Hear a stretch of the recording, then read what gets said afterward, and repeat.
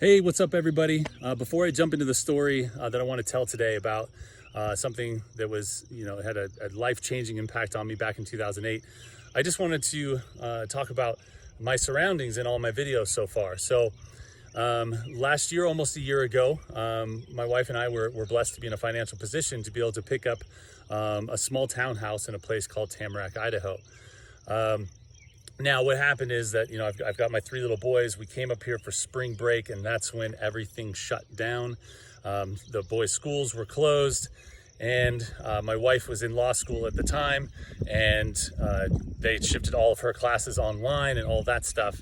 And so essentially, we just decided never to go back home. So we have been living up here in the mountains since about the middle of March. And as of now, we're not sure exactly when we're going to go back home with all the COVID-19 stuff happening. So yes, I've been extremely blessed in my career to get to the point that we can afford to have a place here. Now it's small, sometimes it gets a little bit stressful with 5 of us sharing such a small space. But the fact that I get to, record videos from views this stunning is just amazing. But like I said, it hasn't always been this way. So back in 2008, y'all know that the economy tanked with all of that stuff. But if I go back a year earlier in 2007, my wife and I, we had been recently married, and we had a plan to put off having kids for, at least 5 years was kind of the plan at the time. But my wife graduated from a school in the LA area. And afterwards, we moved into North Hollywood. So here we were as a young married couple, having fun, living the life. We're living in Hollywood, for crying out loud. My wife is a server. I am trying to get my real estate license because that always interested me. I always wanted to be more on the self-employed entrepreneur path. So this started, and in February of 2019, February of 2007, is when I got my real estate license. And if you guys remember, that is the exact month when things started to collapse. Now, that same month, almost simultaneously, we found out that my wife was pregnant with our first son. So not part of our plan. We were definitely surprised. But at this point, all of a sudden, reality hit us in the face, is that here we are. We're just, we haven't started our careers. We're just kind of figuring life out. And now all of a sudden, we've got to figure out what we're going to do, because we're about to have a kid and we're living in Southern California. So fast forward a little bit, we decided actually to leave Southern California and move up into Washington so we could be closer to my wife's family. And I had Liam there, but I had trouble finding a job in Spokane. And at this point, it was ingrained in me as a male that my number one priority now that I'm about to have a child and to start a family is that I need to provide for my family, and I don't really have a plan. So here I am trying to, figure out what I'm going to do with my life. What can I do that I can actually get a job in 2007, 2008? And, here's someone that in high school discovered that I had some programming abilities. I could create computer programs and stuff. So I'm like, maybe this is where I should go. So I started looking for jobs in the Spokane, Washington area in IT, and there was just nothing. It's not a very high tech area, at least not then, it wasn't. And so I started leveraging my network. And that's when I discovered that back in Boise, where I was raised, that there was an opportunity to join a startup company. And I got picked up as a support engineer. So no sooner did I start this job, and I felt very blessed. I was making not a lot of money at the time, but it was enough to provide for my wife and my kid, get an apartment, put food on the table. Had a big sense of pride just being able to do that, because it's the first time I've really had to support someone else in my life. And so here I am, I'm starting this job, and only a few weeks after I started, all of a sudden, there was layoffs around me. And I didn't get laid off at that point, but certainly got me nervous that I just started a few weeks ago. I'm not making a lot of money, and I don't really have a backup plan. So shoot, what's going to happen if I get laid off from this job?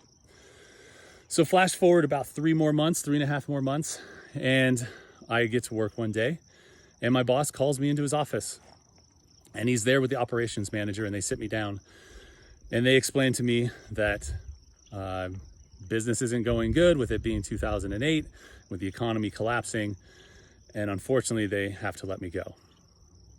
So fortunately, I'd had a chance to sort of prepare for this. I thought it might be a possibility. And so I did my best to defend myself. And I wasn't necessarily trying to throw any coworkers under the bus, but I gave my best case as to why I thought that I was going to be the better investment to keep on and to keep me around. But they had already made up their minds. Now here I am, I'm a young father. I'm still figuring out this whole fatherhood thing. I just know that I need to support my family and I need to put food on the table.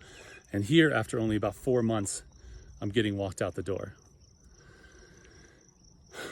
As I was collecting my things in the office that day, and I had just become friends with people in the office, and they could read my face, and they knew something was wrong, and they could tell that I had just been laid off. It was all I could do to hold back the tears.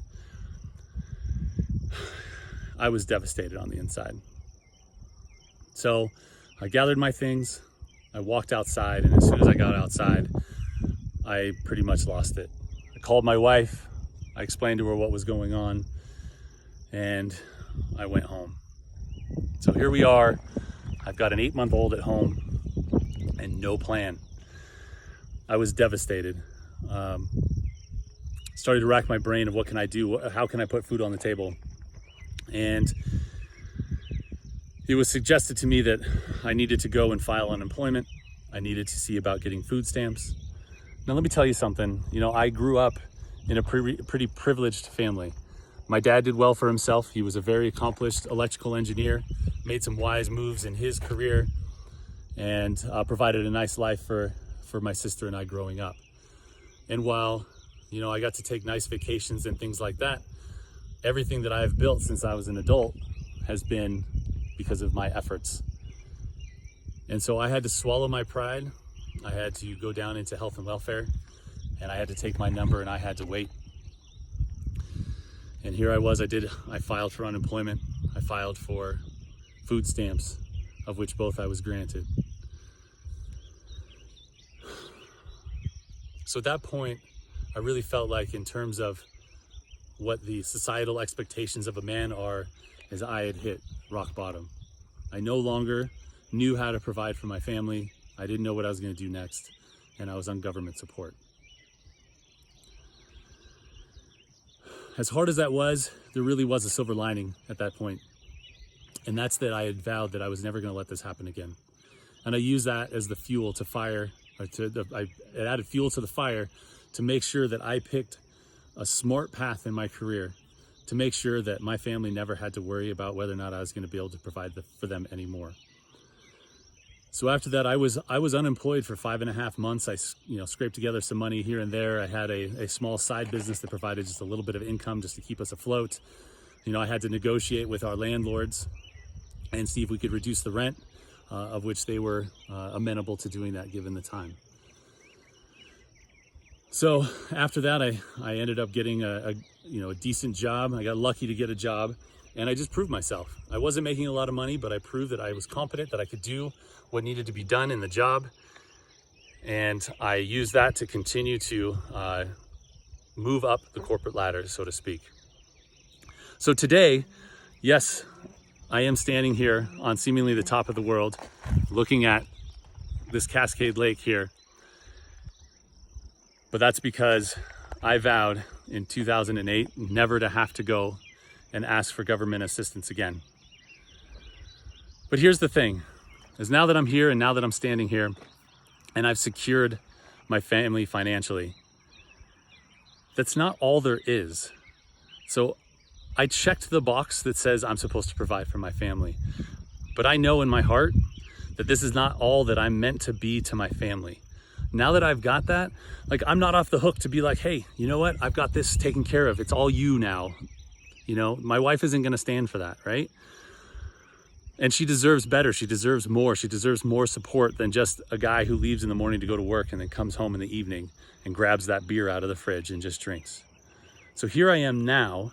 I've secured the job, and now it's a matter of asking, what more can I be? What more can I do? How can I build on this foundation to become an even better version of myself and to be a better provider, be a better husband, be a better dad?